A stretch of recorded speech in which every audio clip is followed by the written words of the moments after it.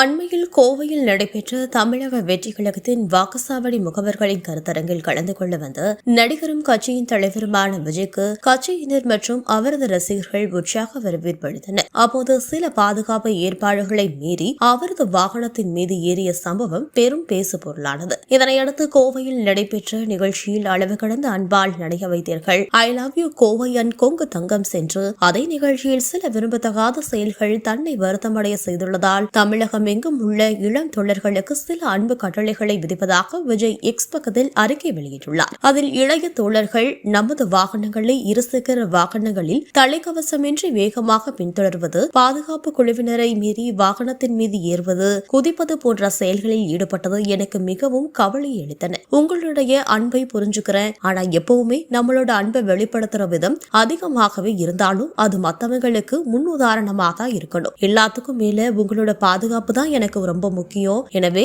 இது போல இனி நீங்க செய்யவே கூடாது. அடுத்தடுத்து மக்களை சந்திக்கிற நிகழ்ச்சிகள் எல்லாம் இருக்கிறதுனால நான் சொல்றத நீங்க இனிமே ஸ்ட்ரிக்டா ஃபாலோ செய்வீங்கன்னு நம்புறேன். செய்வீங்க, செய்றீங்க என்று அவரது ரசிகர்களுக்கும் கட்சியினருக்கும் விஜய் அட்வைஸ் செய்துள்ளார்.